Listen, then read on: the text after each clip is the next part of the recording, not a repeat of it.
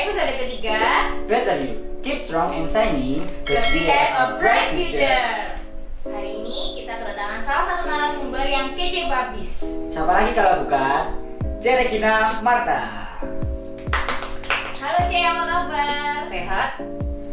Puji Tuhan. Jadi Regina Marta ini atau biasa dipanggil Cici Teletubbies ini adalah ketua dari DRP Pakis.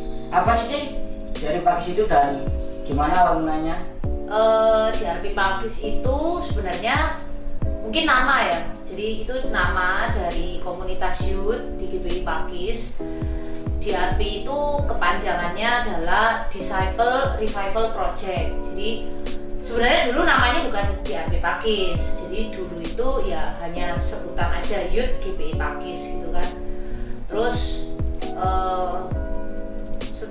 mungkin sekitar 2 tahun yang lalu itu aku waktu itu ngobrol sama ketua youth dari GBI Sawangan, karena kan kita di bawahnya GBI Sawangan, dan ternyata di GBI Sawangan untuk youthnya namanya adalah DRP, Disciple Revival Project gitu. Kenapa kok dikasih nama DRP, Disciple Revival Project? Karena secara bahasa Indonesia intinya adalah itu sebuah proyek untuk anak-anak muda itu dimuridkan, kan disciple, murid gitu. Nah, terus setelah kita ngobrol juga aku berpikir ya boljuk lah ya, namanya boljuk lah. Aku mikir boljuk lah, oke.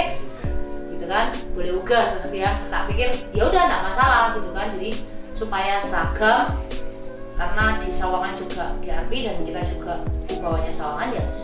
Oke, aku pakai nama DRP sesuai dengan mereka dan dilanjutkan dengan Pakis karena kita area Pakis, kayak gitu sih kira-kira. Jadi kenapa kok dikasih nama DRP Pakis itu tadi? Keren banget ya ceritanya DRP Pakis. Pasti kalian penasaran nih DRP Pakis itu kayak gimana, terus ibadahnya juga kayak gimana. Buat yang penasaran, buat yang pengen join, kalian bisa gabung di gereja GBI Pakis setiap hari Sabtu jam 5:30 sore. Bisa juga lewat live streaming Instagram di IG-nya, yaitu apa Cek? DRP_Pakis. Follow ya semuanya dan bisa ikut kita ibadah bareng-bareng. Lanjut lagi tanya-tanya untuk Cici Regini. Regini dulu kan kerja di suatu perusahaan yang besar dan akhirnya memutuskan untuk jadi ketua dari Pakis ini. Pasti kan berat banget dong kan, gelarnya udah besar, dapat posisi yang enak, itu gimana? Awalnya kalau mungkin historinya sejarah, jadi di GBI Pakis ini memang udah ada youth-nya. Waktu itu dihandle, diketuai oleh Kak Frans, kalau wakilnya Kak Frans gitu ya.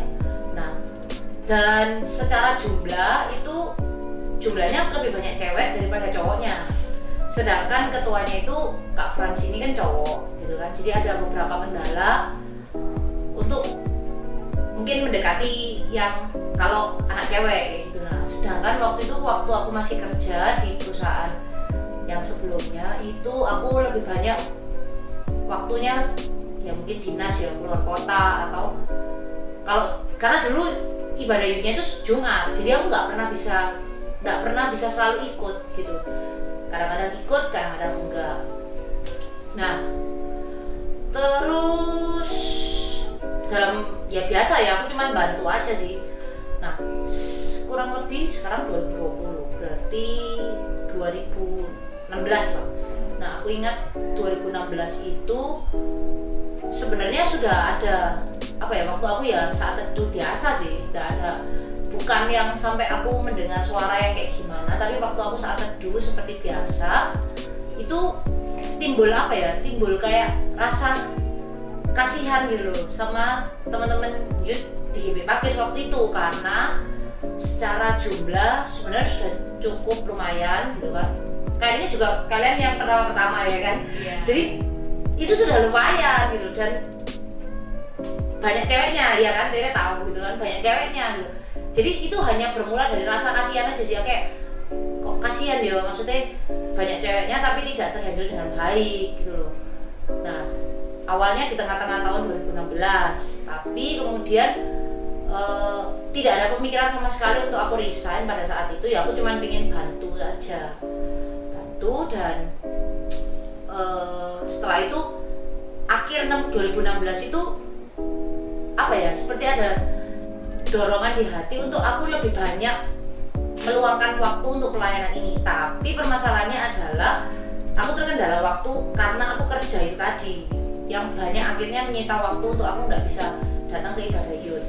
Nah akhirnya setelah aku pikir-pikir, waktu itu aku tidak pernah terpikir untuk aku jadi full timer yang memang secara khusus handle di AGP Pakis ini gitu. Cuman waktu itu aku berpikir untuk aku harus cari pekerjaan lain yang lebih fleksibel gitu loh, secara waktu lebih fleksibel supaya aku bisa meluangkan waktu untuk pelayanan ini gitu. Nah akhirnya aku mengambil keputusan resign itu kurang lebih Maret, karena kan akhir tahun setelah aku berdoa dan aku juga berkonsultasi waktu itu ya, maksudnya ngobrol dengan Gembala Sidang GBI Pakis Pak Yafet, dan akhirnya aku mengambil keputusan untuk aku resign itu di bulan sekitar Maret kalau nggak salah. Maret 2017. Ya di situ. Nah disitulah akhirnya aku mengambil keputusan. Pada saat itu yang terpikir di ideku adalah aku mengambil keputusan untuk aku membuka usaha sendiri aja, karena kan kalau usaha sendiri secara waktu aku lebih punya waktu lah ya, istilahnya lebih fleksibel gitu, nggak kayak orang jam kerja. Tapi ya memang sekali lagi ya, maksudnya mungkin ini ya jalan Tuhan ya, aku ya nggak tahu lah ya, maksudnya Tuhan memang mengarahkan aku pada saat itu untuk kemudian Pak Efek ngomong, sudah kamu sebaiknya kalau aku kasih saran kamu fokus aja di pelayanan ini gitu kan. Jadi akhirnya kemudian ditawarilah untuk menjadi full timer di GBI Pakis gitu, secara khusus untuk menghandle youth di GBI Pakis pada saat itu. Nah ya apa ya, nek dibilang keputusan mudah ya sebenarnya enggak juga ya, karena kan backgroundku dulu bekerja dengan istilahnya salary yang lumayan gitu kan, dan setelah itu kemudian aku mengambil keputusan untuk akhirnya menjadi full timer itu bukan maksudnya masa adaptasi yang cukup sulit buat aku, masa adaptasi yang cukup sulit. Jadi ada banyak perubahan yang harus aku lakukan secara drastis, terutama dalam pengelolaan apa ya, istilahnya kayak pengelolaan gaya hidup lah kayak gitu kan, beda gitu istilahnya. Kalau aku dulu misalnya aku ya jadi misalnya aku dulu masih punya spend uang untuk ya paling nggak Sabtu Minggu jalan-jalan kemana, bahkan untuk membeli hal-hal yang terlihat receh kayak tumbler gitu kan lah. Tapi kan setelah itu harus apa ya, istilahnya harus menghemat banyak hal. Nah itu sih memang masa transisinya di situ yang berat secara pribadi aku, dan juga yang kedua adalah meyakinkan papa mamaku bahwa keputusan ini itu apa ya istilahnya, aku memang tidak bisa membuktikan 100% bahwa ini keputusan yang benar, karena kan ya apa ya, belum ada buktinya gitu loh, rasanya pun belum ada buktinya gitu. Tapi yang aku bisa yakinkan ke orang tua aku adalah bahwa dengan aku mengambil keputusan ini, aku tidak akan memberatkan mereka, sekalipun aku istilahnya secara keuangan itu berkurang, tapi aku tidak akan memberatkan mereka kayak gitu sih. Nah itu yang aku mencoba untuk meyakinkan mereka. Nah di masa-masa itu yang sebenarnya cukup berat buat aku, selain juga aku harus memusatkan perhatian ya mengembangkan GBI Pakis ini sih. Itulah kira-kira ya, maksudnya masa-masa awal-awal yang adaptasinya cukup berat buat aku. Terus pernah mikir buat masa depan juga sih mas? Mikir masa depan gimana kalau ngurusi terapi aja? Pada saat itu aku belum. Pada saat itu memang mungkin karena pada saat itu 2017 ya, aku belum terpikir untuk sampai bakal nanti mau merit, mau apa, itu aku belum terpikir ke sana.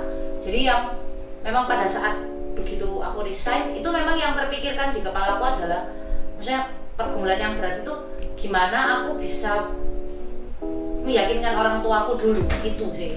Terlepas dari waktu itu 2017 UT kita jumlahnya berapa ya? Bahkan di bawah itu ya, bahkan di bawah itu, di di angka 20 sampai 30, aku lupa di angka itu. Nah, jadi yang cukup apa ya istilahnya cukup menyita perhatianku adalah bagaimana aku pertama meyakinkan orang tuaku, kedua adalah bagaimana pelayanan ini tuh bisa apa ya bisa berkembang, karena kan sekali lagi aku mengambil keputusan riset itu untuk mengembangkan ini, sedangkan ini nggak berkembang, apa jadinya kata orang gitu kan, kamu masih resign terus ini nggak berkembang gitu. Jadi itu yang cukup menyita perhatian itu di situ. Dan apa ya buat aku sih adaptasi juga soal waktu. Kalau aku dulu kerja itu kan 8 to 5, jam 8 sampai jam 5. Sedangkan ketika aku resign itu aku harus mengatur sendiri, aku ini harus ngisi waktu apa ini dari pagi sampai sore gitu kan. Sedangkan waktu itu dengan jumlah U20 itu kan aktivitasnya ya enggak itu aja. Ya cuma itu aja sih, paling juga cuma Jumat, paling cuma Kamis kalau tiba-tiba ada latihan kayak gitu. Jadi aku harus banyak Nah, aku mulai berpikir kalau balik pertanyaanmu Jo, aku mulai berpikir soal ya apa masa depanku kalau aku sebagai full timer itu mungkin ya di awal akhir 2018 menjelang awal 2019 ketika pada saat itu aku mau mengambil keputusan, sudah ancang-ancang ada rencana mau merit. Nah itu yang di situ memang ada sempat terpikir misalnya kayak dan pada saat itu memang kan Yus sudah mulai berkembang dan aku sempat terpikirkan untuk apa aku tak mengambil keputusan untuk fokus di usaha gitu, karena kan Yus sudah mulai berkembang, sudah ada beberapa leader baru gitu. Tapi sekali lagi ya apa ya istilahnya memang dalam waktu aku berdoa dan aku diskusi waktu itu gitu kan sama pasanganku, akhirnya aku tetap kembali ke keputusan awal bahwa aku ini resign karena aku tahu karena aku dipanggil untuk ya melayani anak-anak muda ini. Jadi pada saat itu akhirnya kembali lagi ke pemikiran awal, walaupun sempat galau itu tadi, tapi kembali lagi akhirnya ke pemikiran awal. Aku yakin lah, maksudnya Tuhan nanti memelihara kayak gitu. Nah, tapi kalau ada nggak sih Din, kayak kan ketika dia udah resign, terus menghadapi anak-anak yang jumlahnya sedikit dan mungkin susah diatur gitu kan? Ya. Ada nggak kayak keputusan kayak ngerasa tuh kayak nyesel gitu? Aku resign tapi anak-anak itu kayak gini, anak muda itu kayak gini. Kayak Maya ya, kayak kamu.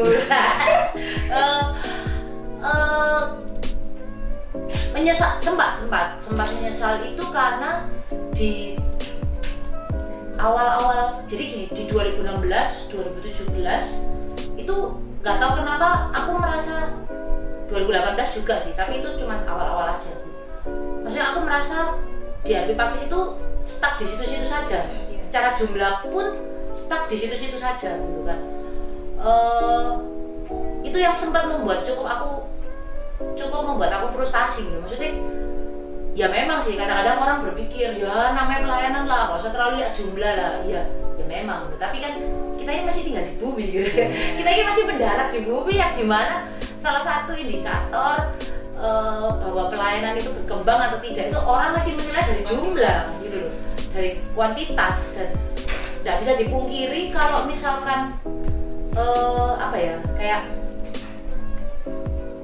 anak-anak muda itu kalau lihat ibadahnya kosong dengan ruangan yang besar, jumlahnya sedikit, itu mereka jadi kayak nggak semangat, males kayak gitu. Jadi itu wajar banget gitu. Aku bisa paham pada saat itu masa sing cukup berat gitu kan. Kalau menyesal enggak, cuman aku iya kayak frustasi karena aku nggak menemukan, maksudnya aku sudah mencoba jalan A, ya berhasil lah dikit gitu kan, coba jalan B sama berhasil tapi dikit, maksudnya tidak menghasilkan sampai satu titik sing boom gitu, nggak belum sampai pernah pada titik itu gitu. Jadi ya kalau menyesal enggak, tapi sempat frustasi iya, kayak aku kurang kehabisan ide gitu. Aku kehabisan ide aja sih gitu. Tapi kok ya puji Tuhan 2019 ya kita mulai pelan-pelan ada signifikan itu ya, peningkatan cukup banyak itu terjadi di 2019. 2018 tengah lah itu mulai bergerak kayak gitu. Kan ini pernah ada tuh jadi kayak apa ya, kayak misi mungkin kayak caranya Cereki bagaimana di RP itu Cereki kayak menjangkau anak-anak yang mungkin di jalan-jalan itu kan pernah tuh ada event itu yang anak-anak yang kita jalan ke Kembang Kuning terus kayak ngajak teman-temannya kita, itu maksudnya motivasinya Cereki ngelakuin itu apa, kayak tujuannya juga? Oke. Sebenarnya apa ya, nggak harus karena ini anak-anak yang tidak diperhatikan sih. Kepada anak-anak yang di RP pun, sekalipun dia mungkin punya keluarga yang baik, orang tua yang lengkap gitu, itu berangkat dari awal. Maksudnya di RP Pakis ini waktu aku melayani gitu ya, Tuhan itu entah kenapa menaruh di dalam hatiku itu ada 3 hal yang pingin tak capai gitu. Maksudnya aku pingin anak-anak youth di RP Pakis itu mencapai 3 hal. Yang pertama, dia itu ketemu Tuhan. Jadi selain mereka benar-benar mencintai Tuhan gitu. Jadi bukan oh ya tahu Tuhan karena Kristen, tapi memang benar-benar ketemu Tuhan karena mencintai Tuhan gitu. Maksudnya ketemu secara pribadi. Dan yang kedua adalah dia punya karakter yang baik. Nah, kalau dulu maksudnya waktu aku masih jadi jemaat youth, itu hanya berhenti di nomor 2. Jadi cinta Tuhan dan punya karakter baik. Tapi aku menambah satu nilai lagi yang ketiga, maksudnya satu poin lagi yang mau tak kejar. Mereka ini bukan hanya cinta Tuhan, punya karakter baik, tapi yang paling penting adalah mereka itu ketika kembali ke lingkungan mereka, kalau mereka jadi pelajar, mereka harus jadi pelajar sih. Menurutku bahkan sampai orang itu mengakui gitu, kayak wih sangar gitu kan, sangar juga gitu kan, maksudnya sangar tere gitu. Kalau dia jadi pelajar yang diakui. Kalau dia jadi pekerja yang diakui gitu karena prestasinya. Kalau dia mau jadi katakan jadi fotografer gitu kan, atau apapun di bidang mereka, itu bukan jadi fotografer yang ecek-ecek, jadi menghasilkan sebuah karya yang itu memang benar-benar diakui oleh masyarakat. Mereka mengakui keberadaan anak-anak ini gitu. Nah otomatis kan itu berhadapan dengan soal skill ya. Nah sehingga pada saat itu ketika itu sebenarnya dimulai dari Pak Yafet dapat informasi gitu kan, dari ketua RW di area Pakis bahwa ada anak-anak muda yang mereka setiap Sabtu malam itu tidak ada kegiatan. Terus ngobrol lah ke aku dan ya aku pikir ya tidak masalah gitu kan, kalau misalkan kita bisa ketemu, ngajak maksudnya menjadi teman buat mereka dan akhirnya hidup mereka diubahkan, buat aku itu tidak masalah gitu kan. Jadi akhirnya aku mengiyakan aja sih kesempatan itu, mengiyakan terus, dan aku ngajak jemaat ya kan waktu itu setelah kita ibadah kita melayani mereka kayak gitu. Tapi ya memang panjang ya prosesnya pada saat itu, memang kita belum sampai sih pada titik akhirnya mereka itu datang. Maksudnya bukan datang, maksudnya sampai yang benar-benar tertanam di Youth GBI Pakis, tapi at least kita bisa menjadi jadi berkat. Kita jadi teman buat mereka yang tiap Sabtu malam Minggu itu biasanya nongkrong gak jelas. Pada saat itu akhirnya mereka punya tempat untuk ngobrol, yaitu di waktu selesai ibadahnya di Pakis itu tadi kayak gitu. Nah terus kan ini karakter anak muda kan masih beda-beda kan Ci ya. Pasti anak contoh lah aku sama juga pasti beda dengan karakternya. Yeah. Nah Cereki kan istilahnya benar-benar kan sebelumnya dari ketua youth yang dulu kan mungkin Cereki beradaptasi dengan karakter yang mungkin berbeda-beda. Itu Cereki gimana? Maksudnya gimana caranya? Sebenarnya sih aku nggak yang sampai kayak gimana ya, maksudnya beradaptasi yang sampai gimana, karena ciri buat aku jadi paling utama adalah yang penting pada saat pelayanan anak muda, pelayanan youth kayak gini, itu yang penting aku sebagai leader itu jadi pribadi yang hadir gitu. Jadi kayak aku mau hadir aja sih di hidup mereka gitu. Jadi kayak kamu merasakan kehadiranku gitulah intinya. Jadi kayak ya pada saat mereka butuh teman ngobrol ya aku hadir gitu aja sih. Walaupun aku mungkin istilahnya kadang mungkin tidak bisa memberikan solusi, tapi setidaknya aku hadir aja sih di dalam kehidupan. Ya gitu kan, sebagai pendengar yang baik aku hadir gitu di kehidupan mereka. Nah lama-lama dari situ akhirnya kita punya kedekatan gitu kan.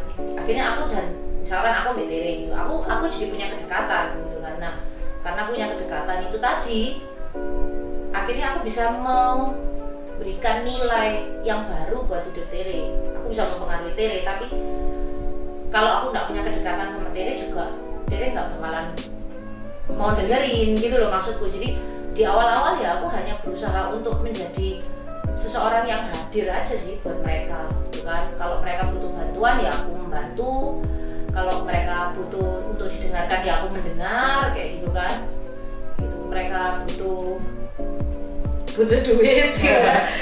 Ya kayak apa ya, maksudnya ya jadi pribadi yang hadir lah. Selagi aku bisa menolong loh ya, pada saat itu selagi aku bisa menolong, dia sedang kesulitan finansial, selagi aku bisa menolong ya aku menolong kayak gitu ya kan, sebatas yang aku mampu gitu kan. Tapi setidaknya adalah aku hadir dalam kehidupan dia, walaupun aku nggak bisa benar-benar menyelesaikan masalah dia gitu loh kayak gitu. Tapi setelah kita deket dan lain sebagainya, baru aku bisa ngasih perubahan, ngasih nilai gitu buat mereka kayak gitu sih. Benar-benar memberkati banget ya. Terus pengalaman seru apa lagi nih yang bisa dapat dari TRP? Sebenarnya kalau pengalaman seru banyak sih. Salah satunya ya tadi ya, mungkin yang Tere cerita kita kayak melayani anak-anak jalanan. Tapi ya ada banyak gitu kan, ada banyak. Yang salah satu yang aku masih ingat itu adalah kalau aku dulu youth ya, maksudnya waktu aku masih jemaat itu pemimpin ketua youth di tempatku dulu itu ya memang membantu sih, menolong gitu. Tapi ya hanya sebatas oh ya tak dengarkan, tak doakan gitu loh. Nah pada saat itu ketika aku sudah resign kan waktuku lebih banyak. Ada satu anak youth itu dia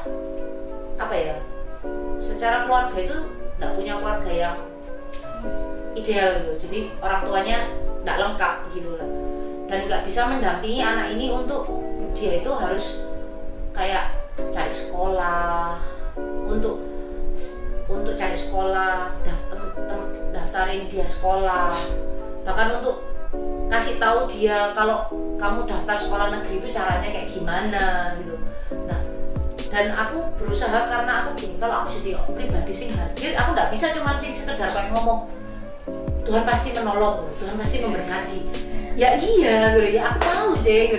Maksudnya doa nanti Tuhan pasti buka jalan gitu. Kayak iya memang, tapi kayak ada dorongan di hatiku itu kayak iya membantu lebih gitu kan, kayak seperti kayak Tuhan Yesus muridnya ribuan orang kelaparan kan Tuhan Yesus nggak ngomong berdoa nanti kamu akan dikenyangkan gitu, nggak juga gitu kan. Akhirnya kan Tuhan Yesus ngomong ayo cari makan gitu, cari mana sih kita harus kasih dia makan gitu. Nah sama, sehingga pada saat itu akhirnya aku juga ada banyak pelayanan. Orang mungkin di luar melihat itu bukan sebagai pelayanan karena nggak di dalam gereja, tapi buat aku itu satu cara yang luar biasa yang akhirnya mengembangkan youth ini. Jadi kayak aku itu nemeni dia gitu kan ke jalan. Ya ngajak jalan. Bahkan aku nemeni dia ke sekolah pada saat dia itu cari sekolah, formulir sekolah. Jadi aku nemeni dia dari satu sekolah ke sekolah lain untuk cari informasi pendaftaran sekolah. Bahkan aku masih ingat waktu itu sebenarnya PPDB.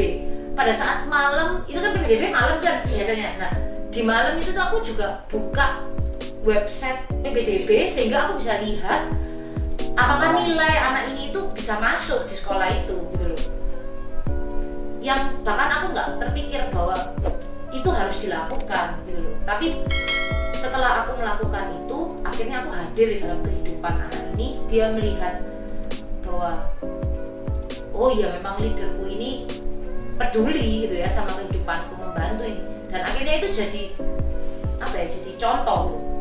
Anak yang tak tolong ini kemudian dia jadi leader hari ini di DARP Pakis, dan dia juga melakukan hal yang sama kepada jemaat yang dipimpin sama leader ini, tanpa aku perlu suruh dia, tanpa aku harus cerita ke dia, kamu tuh nek jadi leader harus peduli, harus tolong, harus gini, harus kayak gitu. Tapi dia melakukan itu karena ya buat aku, karena dia lihat gitu kan, sebelumnya aku hadir dalam kehidupan dia, menolong dia gitu. Itu sih dari itu yang kemudian akhirnya ya buat aku, akhirnya aku ketemu caranya bahwa bisa mengembangkan youth itu dengan cara itu. Jadi komunitas yang memang benar-benar hadir lah buat ya, komunitas yang hadir dan saling membantu ke semua anak muda. Contoh paling gampang, kalau di komunitas kita sebenarnya tidak ada kewajiban, kan namanya KUL ya. Iya, KUL. Tidak ada kewajiban ketua KUL itu menyediakan makan pada saat KUL. Tapi itu dimulai dari karena setiap kali KUL aku menyediakan makan. Tanpa aku perlu suruh, mereka juga melakukan itu. Even mereka nggak punya uang, mereka cuma bisa beli biskuit. Tapi buat aku itu sebuah teladan yang karena aku contohkan ke dia melakukan itu ke orang lain. Nah, aku berharap itu juga dilakukan oleh anak-anak yang lain kayak gitu. Gitu sih. Kalau pengalaman lain banyak lah ya. Banyak aku nggak bisa ingat gitu. Maksudnya satu-satu kayak bahkan misalkan harus jualan, ya kan kita harus cari dana. Ya, cari dana, retreat kita harus cari dana, kita harus jualan dan sebagainya. Karena memang banyak dan apa ya? Ya buat aku kebersamaannya itu apa ya? Kebersamaan di DARP Pakis ini kayak keluarga. Betul. Maksudnya kebersamaan di DARP Pakis ini sangat-sangat erat lah, gitu kan? Sangat-sangat erat, gitu kan? Aku dulu juga kalau di gereja yang lama juga nggak ada ceritanya youth-nya itu tidur bareng di gereja, nggak ada, gitu kan? Nggak ada itu, nggak terjadi hal-hal itu, gitu. Tapi di sini hal-hal itu terjadi. Nah, buat aku ya itu satu satu kebiasaan yang baik. Gitu. Pasti anak muda di DARP Pakis semua terberkati ya, Ci. Yes, semoga. Ya, aku juga merasakan. Kita sendiri juga merasakan. Ya, gitu. Nah, mungkin Cereki ada pesan-pesan buat anak-anak muda yang nonton podcast ini. Kesan, kalau kesan sih, aku memang jujur apa ya, bukan hanya maksudnya sebagai jemaat ya yang terberkati dengan adanya DARP, tapi aku pun istilahnya sebagai ketua di sini, aku tuh sangat terberkati gitu. Sangat terberkati karena apa? Karena sejak 2019 itu aku mulai menemukan sedikit pola bahwa youth DARP Pakis ini berkembang karena komunitas itu tadi, kulnya itu benar-benar jalan. Jadi antara satu orang dengan orang lain itu punya kedekatan. Nah, dari situ akhirnya aku juga menjadi apa ya, merasa terberkati gitu kan. Dan aku belajar bahwa di dalam kul itu tidak ada soal masalah kayak oh karena aku gembala kul, karena aku ketua kul, ada jarak gitu ya ada jarak. Dan karena aku ketua kul aku harus tampil sempurna gitu, enggak gitu kan. Aku pun juga berusaha ya as a human, jadi manusia lah. Pada saat aku di titik jenuh dan di titik stres dan di titik butuh teman cerita gitu kan. Kalau yang dulu, maksudnya kalau di gereja yang lama itu kayak nggak pernah gitu kan, jadi ceritaan. Jadi yang ketua kulnya ini minta didoakan sama jemaatnya. Tapi di sini aku berusaha, nggak masalah, kita ini masih manusia, sama-sama aja gitu kan. Biasa, ya? Iya, sama-sama aja. Kalau misalkan aku lagi ada masalah, dan aku ingat pernah kejadian itu, aku lagi ada masalah. Kebetulan waktu itu kita satu kul ya Tere. Iya. Satu kul, aku sama Tere masih satu kul. Ya aku cerita aja sama Tere, aku ada masalah ini kayak gini gitu kan. Bahkan sampai aku nggak tahu harus cerita ke siapa kayak gitu. Tapi Tere yang sebagai jemaat kulku, aku cerita ke dia. Itu buat aku terberkati sekali. Nah kalau pesan ya, kalau aku sih ya banyak lah ya, nanti itu kan kita ketemu di DRP Pagi saja ya. Kalau pesan itu ketemu di DRP Pagi saja gitu kan. Kalau aku cerita di sini ntar aku khotbah gitu kan, ketemu di DRP Pagi saja. Tapi kalau pesan buat aku sih, pesan yang kalau aku mau sampaikan ke semua anak muda adalah kalian harus punya komunitas yang benar. Itu paling utama. Terlepas dari masalah kamu lahir dari keluarga yang broken home, atau kamu terlepas berangkat dari keluarga yang finansialnya tidak ideal gitu kan. Itu faktor di luar itu gitu. Tapi kita bisa ubah itu semua. Nah permasalahannya adalah kalau kita tidak dikelilingi oleh orang-orang yang tepat, ya orang-orang yang mendukung, itu susah. Sejauh ini buat aku itu susah sih. Maksudnya even kamu pinter, tapi kalau sekeliling kamu ini tidak mendukung kamu untuk ya toksik, sekeliling kamu itu tidak bagus, sekeliling kamu itu mendownkan kamu, kepintaran ini tidak akan muncul kayak gitu. Jadi buat aku komunitas yang baik mendukung itu sangat penting, sangat penting.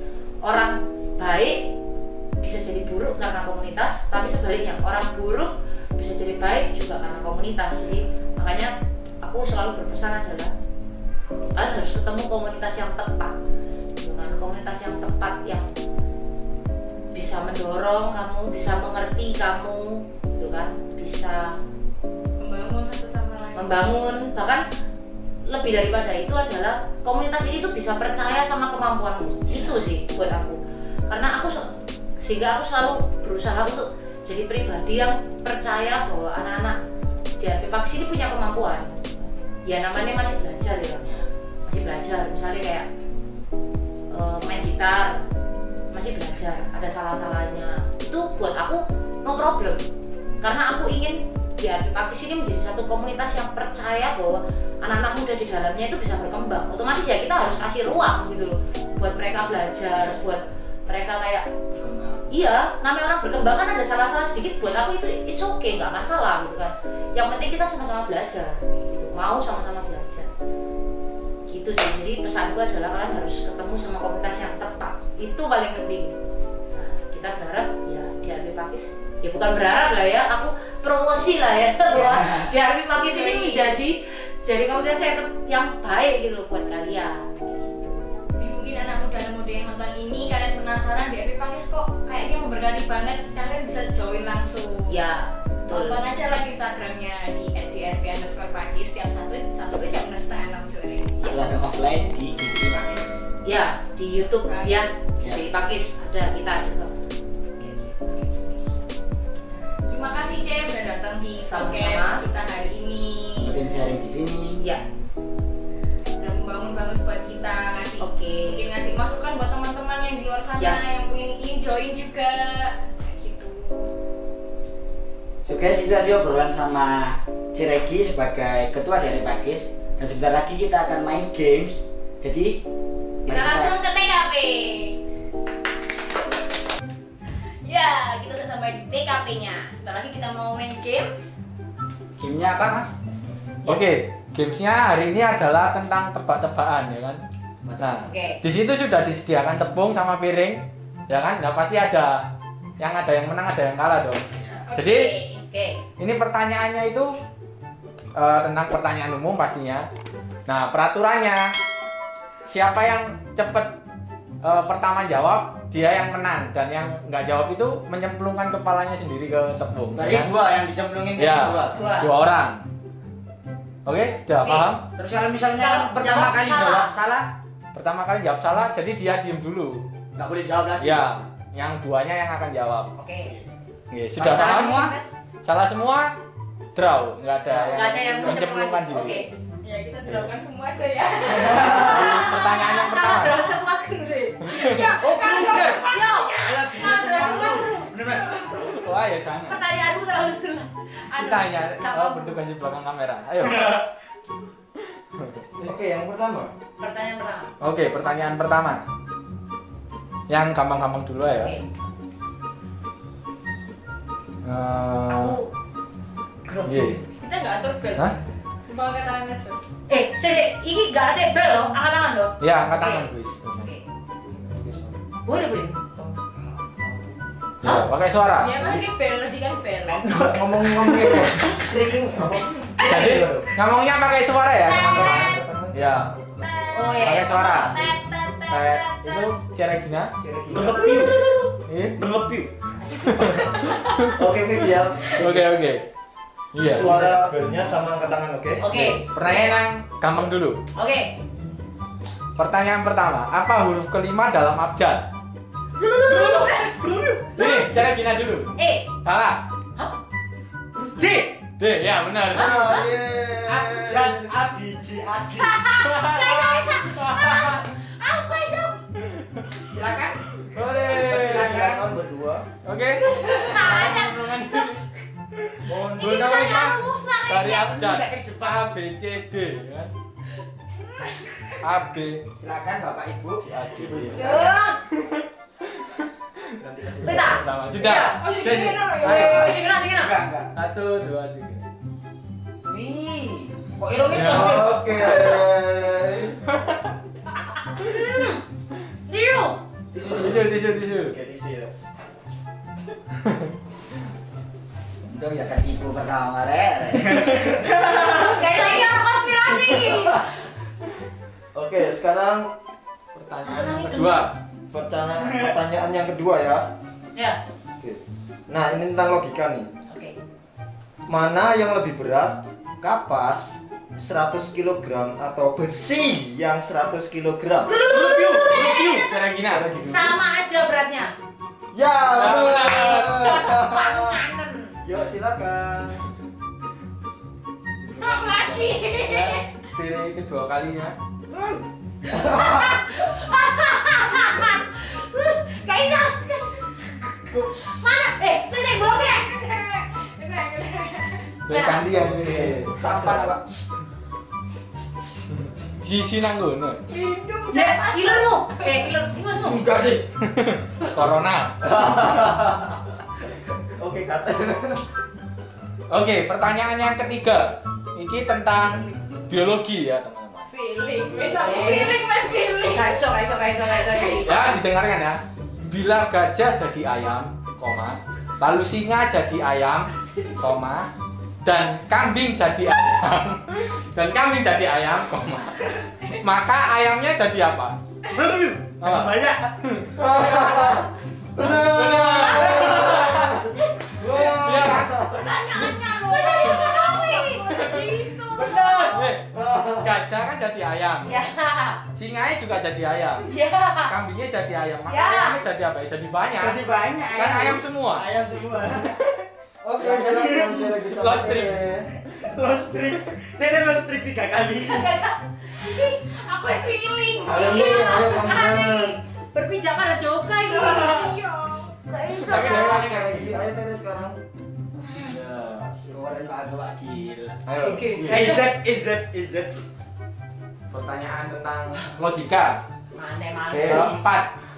Nah, ini ada ilmu fisika. Pertanyaan yang keempat ya. Matematika kok. Apa bedanya jatuh dari lantai 1 dengan jatuh dari lantai 13? Perbedaannya. Dulu. Apa? Oke, cari lagi. Kalau jatuh dari lantai 1 nggak mati. Kalau jatuh dari lantai 13 mati. Salah. Konsepnya nggak gitu.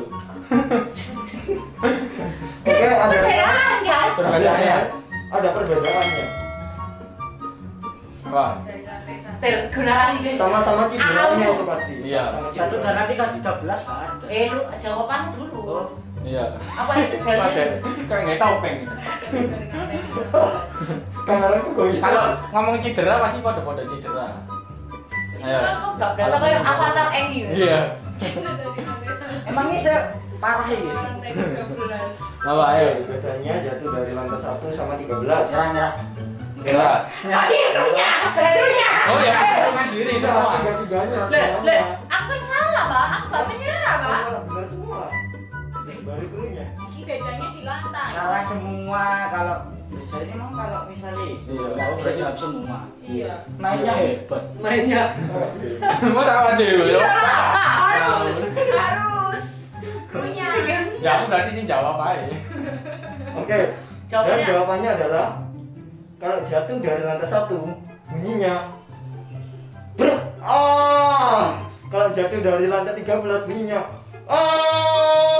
brek. Oke. Dua nih ya. Oke. Masih berat tuh. Oke. Maaf ya perlunya emang. Ya, receh. Kurang 2 pertanyaan Kalian lagi. jangan pakai masker dong, biar lebih dengar. Iya, kurang 2 pertanyaan lagi ya. Oke. Pertanyaan ini tentang ya gampang sih, umum. Tentang fisika. Oke. Kan Masih gak bener. Ya bener. Ya. Lantai 1 deh, bener. Fisika. Itu fisika apa? Usaha dan gaya dalam fisika dapat ditemui dalam kehidupan sehari-hari. Bener kan ya? Benar.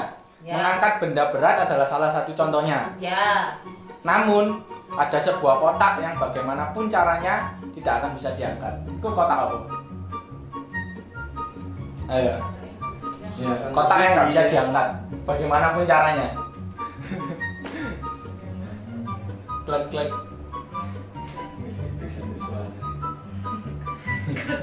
Kotak apa yang nggak bisa diangkat? Masa listrik mana? Bisa diangkat. Pertanyaanmu terlalu receh soalnya. King of receh lo yang jawab. Apalah kita. Yang recehnya segini. Lu. Apa? Kotak yang Tidak bisa diangkat. Ya itu pertanyaan. tidak ada. Ya itu. Kotak yang tidak bisa diangkat. Kotak yang nggak ada. Kotak yang nggak ada. Iya, nggak ada bentuknya. Kotak hilang. Review. Kotak hilang. Salah. Oke, tinggal Tere kesempatan. Jadi ini bagaimanapun caranya nggak bisa diangkat. Kotak hilang. Bentuknya ada. Iya, kotak hilang nggak ada. Kotak yang nggak ada bentuknya nggak bisa diangkat. Ya nggak bisa diangkat. Nggak ada bentuknya berarti itu bukan kotak. Kotak Surabaya. Kotak Surabaya. Oh deh. Gak paham deh. Nyerah. Oke, Oke. kita menyerah. Akan dibacakan oleh Greg. Nah, nih jawabannya. Usaha dan gaya dalam fisika dapat ditemukan dalam kehidupan sehari-hari. Oke. Mengangkat benda berat adalah salah satu contohnya. Ya. Namun, ada sebuah kotak yang bagaimanapun caranya tidak akan bisa diangkat. Oke. Kotak apakah itu? Jawabannya? Dan jawabannya adalah kotak penalti. Isa dong. Gak bisa kotak penalti. Oh kotak penalti sih. Kira gawang. Kira gawang. Iya sih kotak penalti. Ya kan dia kan cuma gambar tuh. Kalau cek diri. Lo kan enggak. Oh enggak ya. Dia terlalu mulia. Lanjut. Terakhir deh. Ini terakhir. Susah sih. Susah. Waduh. Susah kabel. Susah ini. Yang susah biar Dan dijawab itu oleh mau dia. wis ditebak ya. Oke. Apa? Ayo. Nah, ini susah. Ini tentang bahasa. Oke. Di sekolah kan ada belajar tentang bahasa asing nih. Ya. Nah, ini akan dicoba. Oke. Apa bahasa Jepangnya? Males. Pertanyaan ini masih bisa dijawab juga. Pertanyaannya bahasa Jepangnya dari ibu hamil berenang. Aku pernah jadi gimana? Aku nggak bisa jawab pasti. Nggak tahu. Apa ayo? Ibu hamil berenang bahasa Jepangnya. Iki marocot. Orang taranta. Aduh. Ini pertanyaan receh ya zaman-zaman SD. Ini pertanyaan SD aja dulu. Ada. Coba. Apa itu hamil? Berenang. Bahasa Jepangnya. Bahasa Jepangnya ibu hamil berenang. Aku goyang-goyang. Enggak apa. Si. Sita. Lu. Apa? Kukira pura-pura. Ya. Panganan. Pak,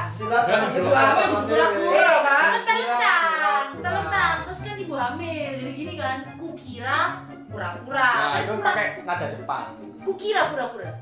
Kukira gura-gura. Kukira pura-pura. Penpat ya. Oke, silakan ya kamu Jaka. Masukkan wajahnya.